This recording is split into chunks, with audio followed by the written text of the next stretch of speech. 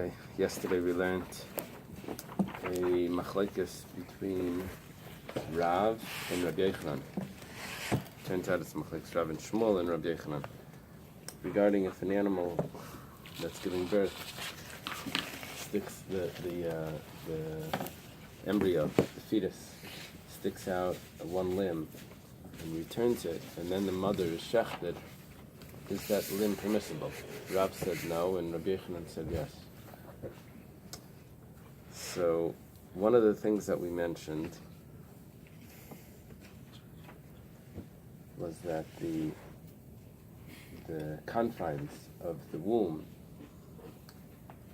is what permits this animal. If the animal leaves those confines, then it's considered basar basada treifa. It's found outside, treifa leisechelo, and it's not eaten. It means the shechita of the mother doesn't cover that. So we gave other examples for that. Some examples were Ma'aser Sheni, that needs to be eaten in Yerushalayim. The confines are the walls. But over there we said that if it leaves the walls of Yerushalayim and it comes back in, that's fine. We were quoting a Bais that, we were quoting Rabbi Yochanan's logic. Rabbi Yochanan's logic was that since by the chatas, it specifies that if it leaves its area, coming back in doesn't permit it. And it doesn't say that by the other things, by Ma'aser Sheni and by Bikurim, that means by the other things, coming back in is permitted. And which that we know coming back in is permitted, but since it doesn't say that by the limb that stretches out from the womb, that it's forbidden, so that would tell me that because it doesn't say it there, that would tell me that it's permitted if it comes back in, and that's a support to Rabbi Yochanan's logic. The Gemara now asks, we're holding Samech Ches Amud Bais Amar Mar. Amar Mar. You have it over there. Go back one page. Yeah, so it's 68b3, and Amar Mar, the master said. No, can you hand me a Gemara? I don't know where it is. Somewhere here. I don't want to take it there. It's not exactly there.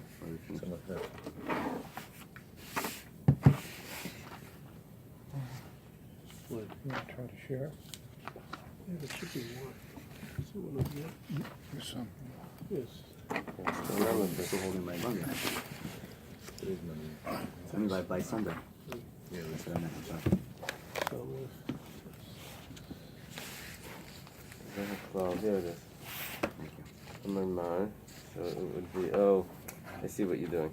I see what you're saying. Here, they don't get to the whole. They're starting from there. Amar Mar. Amar Mar. Okay. Lafisha Matzina b'Ma'aser Sheni Bikurim. Because we find by Ma'aser Sheni, which is the second tithe, which a person is obligated to bring to Jerusalem to eat there, and by Bikurim, which are the first fruits which a person brings to Jerusalem, to the Bais Hamikdash, and if it leaves Jerusalem, it's not a problem. You just bring it back in. Yeah, it should be right there. So the Gemara asks, Seicha Matzinu, where do we find over there these halachas? It says the Ksiv, it's written, Leisucha lechel b'sharecha ma'aser degancha. You cannot eat in your cities, in your gates, the ma'aser of your grain.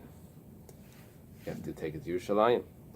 B'sharechud leiseichel. In your cities, you can't eat it. Aval yatzu chutz l'mechitzasan v'chazru mutarin. But if it went to Yerushalayim, even if it leaves, it's not a problem. Just take it back in. Okay, that was the support. That's the background to Rabbi Yochanan's logic. Can I ask you a question? But how do you just infer it? I mean, isn't it like it's like a bold statement? Right. No. Yeah. In other words, our whole issue is outside of Yerushalayim. But if it's in Yerushalayim, even if it was there once and went out, it's not a problem. Comes back to Yerushalayim, it's fine. Goes back into Yerushalayim, it's fine. No, but I'm saying, but outside of it goes in. I'm saying it's out. You bring it in. The whole Ma'aser Sheni, you bring it into Yerushalayim. Right. But then you bring it out again. Then you bring it back in again. As long as you bring it back. So you can't eat it out of it. Right, you can't eat it out. So once you bring it back in, it's fine. Okay. that was the background to that. Marav Masno Hachi, in the West, in Eretz Yisrael, they also mention that there's a machlekes between Rav and Rabbi Yochanan. But the only thing is, they have it quoted slightly differently. The Gemara is going to ask, what's the difference between the wording of the way we do it in Bavel and the way they do it in Eretz Yisrael? We'll see, there is a slight difference. They taught, Rav Amar Yesh Leida Leivarim, Rabbi Yochanan Amar Ein Leida Leivarim. Rav says that there's a concept of birth for a limb, or for an organ. And Rabbi Yochanan says there's no such thing as a birth for a limb or for an organ. Lahavdil, the scholars that study Homer, so they claim that in Homer's mind, that every organ was a separate living entity. The way it describes the gory, the war, Troy, it says like each body part had its own. That's the way that it was. So anyway, over here, Rav holds that a limb could have its own birth. That means that the arm went out. That arm was born. The whole fetus is still inside. And Rabbi Yochanan says there's no such thing. It's one organism. There's no birth to an arm. There's a birth to the fetus. So now, in other words, Rabbi Yochanan holds that if the arm comes back in, the animal wasn't born. The arm wasn't born. It wasn't really a birth. My binayu. The Gemara is not asking what's the difference between Rav and Rabbi Yochanan. The Gemara is asking what's the difference between the way we stated Rav and the way in Eretz Yisrael they state Rav's opinion. The way we stated Rav's opinion is that just if it comes back in, it's forbidden. And in Eretz Yisrael they said that it's born. In Rabbi Yochanan, Rabbi Yochanan says if it comes back in, it's permitted. And in Eretz Yisrael they said that it's not born. Ikabinayu, the difference between these two versions is L'meisar miyat ever shebifnim. According to Rabbi Yochanan, it says, according to Rav, that says there's such a thing that a limb could be born. So if the majority of a limb goes out, so birth goes after the majority. So we'll say that whole limb was born, and even the part that's left inside is born. That we didn't say before. The way we were learning the Babylonian version of Rav's opinion made a whole discussion about that one sliver of meat that's makam chetach. That's the place that's not in, that's not out. And that was the question, if it comes back in, that's going to be permissible according to the way that it was taught in Israel, in Eretz Yisrael, in the West. So the entire limb was born. Majority of it went out. There's no question about makam chetach.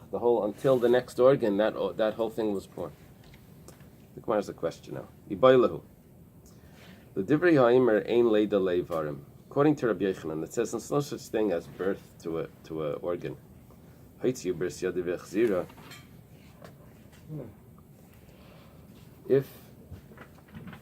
it sticks out its hand and it brings it back in, then it sticks out its other hand and it brings it back in. Till the majority of the fetus has left the womb, but one at a time, and each time it keeps coming back in. Mahu. What would we say now? Mi amrina and hanafek leruba. Do we say that the whole fetus was born? You see, if you say that there's such a thing as birth to one organ, to one limb, then if it goes out, we said coming back in is not like you went back in, now you're not born anymore. Like that doesn't work like that. There's no such thing as chazara, that it's returned. But according to the other opinion, that says that there's no such thing as birth by an organ, is there such a thing as chazara? Because it was never born. It's only Each it's one. only a question according to that. Only according to that opinion, that doesn't say it's born, but now we have the majority out if you look at it all together. Majority has left. In other words, does the time in between each organ going out separate those organs? And they're all back in. It's a question of time. It could be. Imtim Tulaimar, if you will say Kivan the Hadar, that once it's returned, and therefore it's not considered born.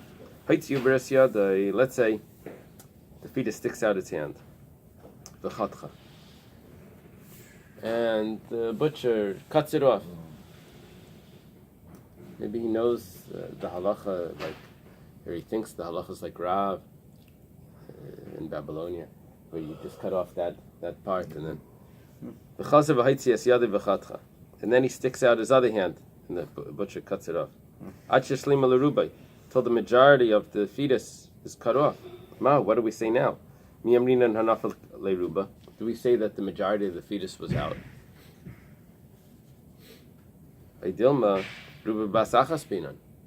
Or maybe you need it all together, and Both you don't have it all together. Yeah. Rashi now says, even according to the one that says yesh leida to a limb, this is also a question. Even if you hold that there is such a thing as a birth to a limb, but the whole fetus, is it considered the whole fetus was born here if it's not attached anymore? It's an interesting. Tashma. Come and listen. We try to bring a proof. Zeh haklal. This is the rule. We're quoting our Mishnah. The Mishnah made a contrast between if the butcher sticks his arm inside the womb and cuts a piece of the embryo and leaves it there, and then the mother shechted, where that piece of meat off the embryo becomes permitted when the mother shechted, or if the butcher sticks his hands inside the animal and cuts a piece of the spleen and leaves it there, and then the mother shechted, we say that piece of spleen is not permitted. We said the rule is davar shegufa aser, something that's part of the body, that's forbidden. She'ena gufa, but if it's not part of the mother's body, part of the embryo, that's mutter. When we said zeh haklal, we said this is the rule. We don't need to make a rule. Why are we making a rule? We could just say the halacha. Making a rule means that you're trying to include other things that you didn't already detail. So it's a shein gufa lasuyimai. What are you including in that rule when you say zeh haklal? Anything that's not part of the body, what are you including? It says lav lasui ki gavna. Are you not including this case if some of the embryo is left inside, but the majority of it is out and cut? We're going to say that it's not considered born, and it should be permitted. Because the fact is, it's not part of the mother, and it's left inside. Even though the majority of this embryo is now outside, but the fact is, it's not part of the mother, and it's cut and it's inside. This is what the rule is permitting. Zeh haklal. This is the rule permitting this strange case. Gemara says like. You see, what would be our proof that that's the halacha was because, well, we don't know what this extra wording of the Mishnah is permitting, so we'll say that it's one thing that we know, and we'll say that that's what the halacha is referring to. The Gemara says, no, that's not a good proof. I can tell you many other things that zeh haklal is referring to, and then you lose the proof of, right? There's no proof that would be the halacha in this case. That if an embryo sticks out one hand at a time and each hand gets cut off until the majority of the embryo has already been born, and what's left in should be permitted based on a proof, because we say this is the rule, and we don't know what this is the rule is referring to, so it must be referring to that case. Well, guess what? I can say it's referring to other things, and then you lose the whole proof. It says like lasi kalat b'mei para. It's coming to tell us the permissibility of an animal that doesn't have split hoofs, that's inside the cow. gave birth to a deformed cow, that it's the hoofs are connected. Valiba de Reb Shimon, and it's going according to Reb Shimon. We mentioned this yesterday. Reb Shimon holds the Afagav Dama Reb Shimon, that even though Reb Shimon holds Kalut ben Para is Asur, that if a mother cow gives birth to a kalut, means the hoofs are attached, are not split, it's forbidden. Hani mili hechad yatzal avir oilam. That's only if it left the womb. Aval b'mei, but if it's still in the womb, that's shari, and that's what we learn from. This is the rule. Anything that's in the womb, that's not part of the mother, is permissible. It's coming to include that. Okay, so we don't have a proof to that. To our question before, if the animal gets cut every time it sticks out. Okay, boy, Rab Chananya. Rab Chananya has a question. See,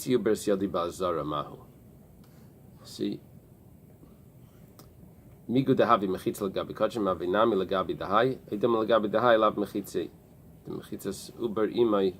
Okay, let me explain to you what's happening here. You know,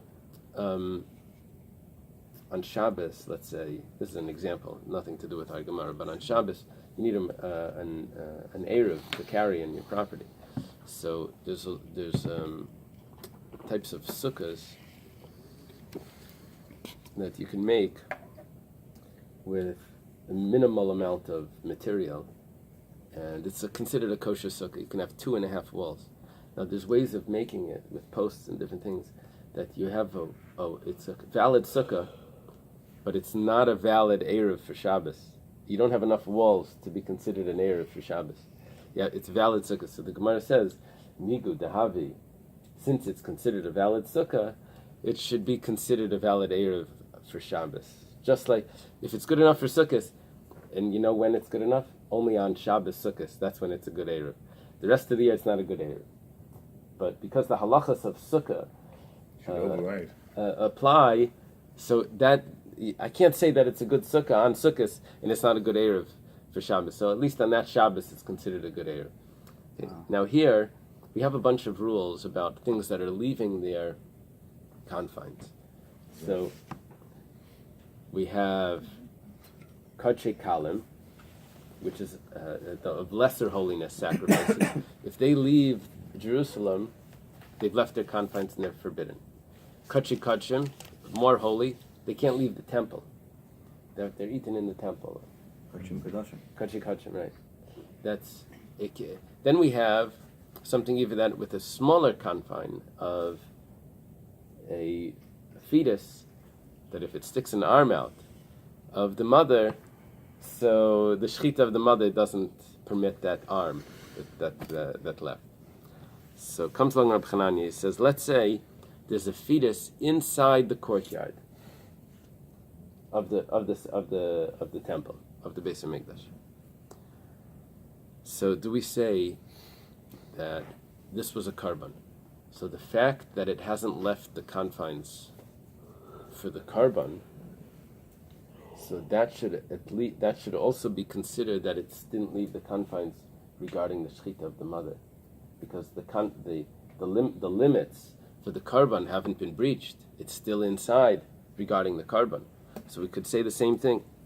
Migu means just as, just like, since it's a mechitza for kachim, so also it's considered a mechitza for the embryo. Or do we say that the mother is the womb of the mother is the confines for the embryo, not this the walls of the Bais HaMikdash? As we're looking at two separate halachas, we're thinking that maybe that we can use the other halacha of the korban to satisfy also this halacha as well. Amalei Abaya. Abaya says to Rabbi Chananya, why didn't you ask the same question about the Kachim Kalim in Jerusalem? Why do you have to ask the question in the Azara? We have another case where there's confines. Animals of lesser holiness are allowed to be in the whole Jerusalem. Kachim Kalim b'Yerushalayim, my time like me bailach. Why didn't you ask that? That look, it's in Jerusalem. it's considered like it should be in the mother already because it's in Jerusalem. Why didn't you ask that?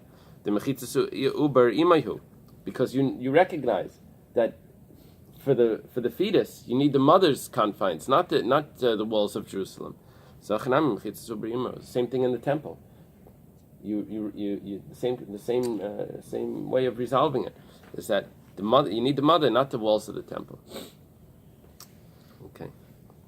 He said there was a child learning Aleph Bais, so when they got to pay, so the Rabbi said Tzerei pay. So the student raises his hand. He says, "Why do you need a Tzerei? Pay is pay. Just no vowel would be good enough." So the Rebbe says, "Why didn't you ask that at Hay?"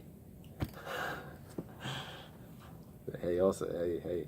So here, the way this Gemara is working is that we started off with this one case, with that it's inside the temple, and that should be considered the confines. The Bais tells him back, what about Jerusalem? You have the same story, which over there you realize for some reason that wasn't a good question. That should be also the answer for this. Okay. Boy Ilfa. Ilfa has a question. Ilfa was the friend of Rabbi Yochanan. That the two of them left the yeshiva, went on business. Yeah? But they should go to business? Yeah, Ilfa didn't. No, Rabbi Yochanan went back. They heard a heavenly voice. I don't see Ilfa on Were it. they Nevi'im? Well, what happened was they heard a voice saying, "Let's push the wall over on these two fellas," and the other voice says, "No, one of them is going to become great." So Rabbi Yochanan, who hears the voice, turns to Ilfa. He says, "You hear anything?" Ilfa says, "No." So he says, "It must be me that it's referring to." So he said, "I'm not going with you." He goes back to the yeshiva, and he becomes the head of the yeshiva. And Ilfa, who was also a scholar, went into business. When he comes back, he says, "Why are they making such a big deal about Rabbi Yochanan? I'm also very big. I'm great." And he puts himself on the what's the thing on the boat? The mast of the boat. He says, "If anyone can tell me a brisa that I can't find the support for it in the Mishnah, I'll throw myself into the ocean." So they asked him something, and he found the support for it. He was a very great. Okay, Ilfa says. Ilfa's question is like this: let's say the fetus sticks out its arm in middle of the shechita. You can imagine the mother's getting shechted, the fetus wants to get out of there, and it sticks out its arm exactly at the moment between the slaughtering of the trachea and the esophagus. So mahu. Our question is, is the arm impure? So usually what shechita does two things. First of all, it makes that the animal is not a nevela. And it also allows the animal to be permitted. Animals permitted to be eaten. Over here, the first siman did both of them. It was allowing the arm and the embryo to be permitted to be eaten, right? It was giving that status that it should be permitted to be eaten. The second siman for the embryo was doing both things, but for the arm was only doing one thing, possibly. It was only allowing it that it doesn't become impure. It was machlekes before if the sticking out its arm, is it considered a treifa or nevela? So the second siman was only doing one part of what the shechita normally does. Mi mitzdaref siman rishon l'siman sheni l'tare midei nevela. Do we say that at least there's one factor that both simanim are accomplishing, that's purifying it from being impure? Eily? Or do we say no, that it goes together? That the first siman was doing something totally different than the second siman. The first siman was allowing it to be eaten, and through that allowing it to be eaten, that also contains in it that it's going to be pure. It's not a nevela, but that's different than the second siman. So in other words, we've just changed what the first simon is accomplishing to what the second simon is accomplishing, and they can't combine? Or do we say no? Or do we say that we just look at the details of each simon, and there is one detail that they're both similar to? Amar Rava. Rava says, Kal v'chaimer. He says, look,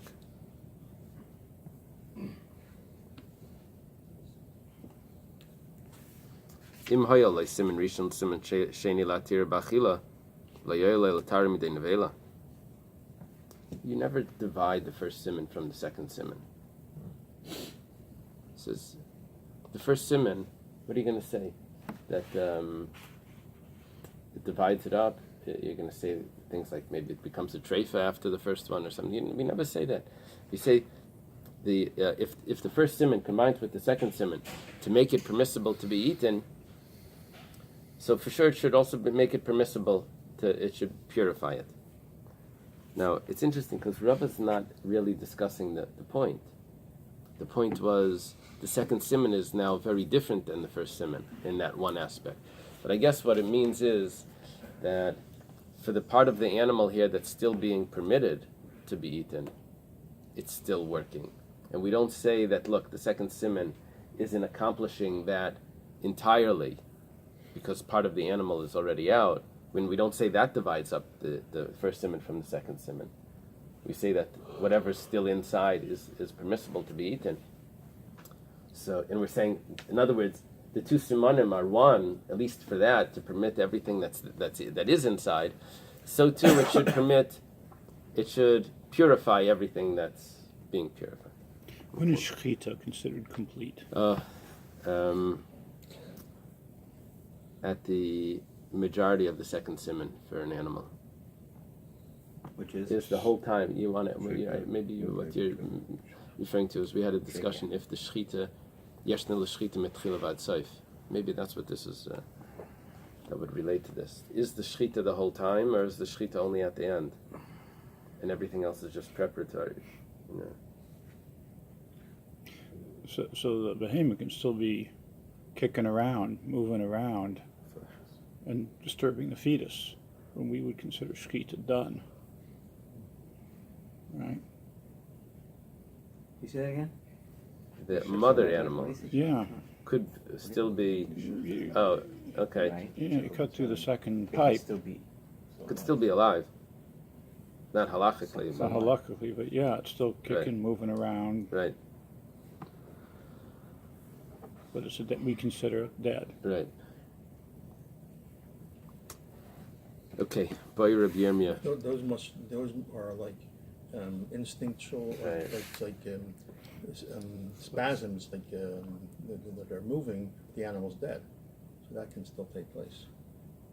It's like you cut off the tail of a lizard.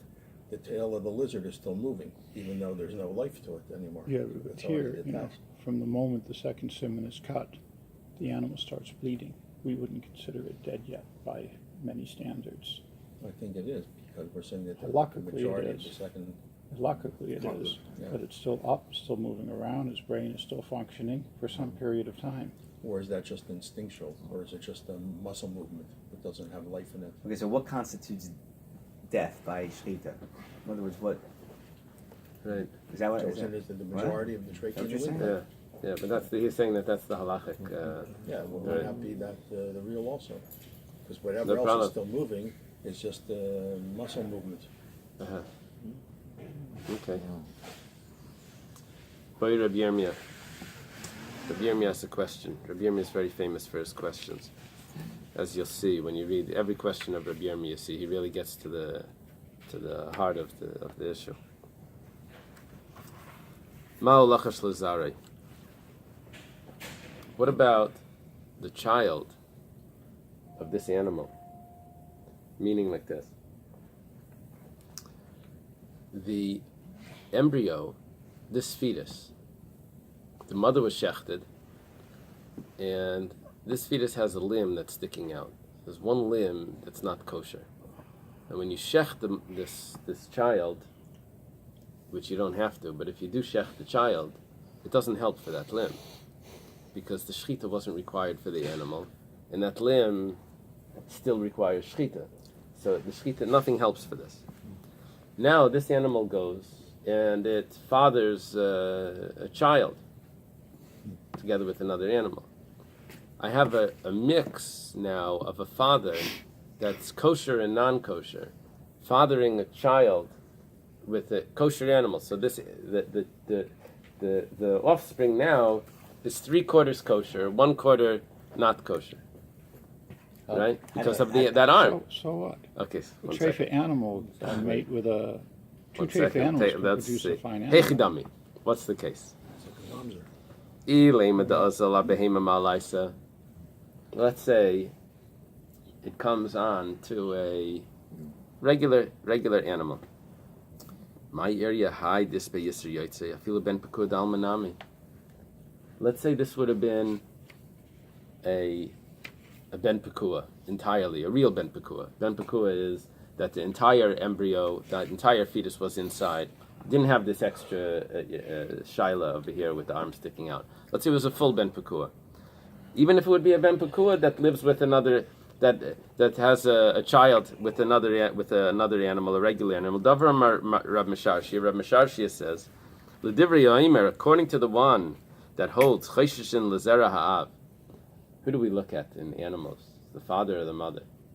It's according to the opinion that says that you follow the father. So ben pekua bal behima malaisa, a ben pekua that fathers a child, offspring, with a regular animal. A regular animal means that it wasn't in its mother's womb and it was shechted. Havladein letakana. There's no solution for the child, for the offspring. We're talking about the grandchild here. Why? Why is there no solution? He says because for the father, there's no shechita. It's not required.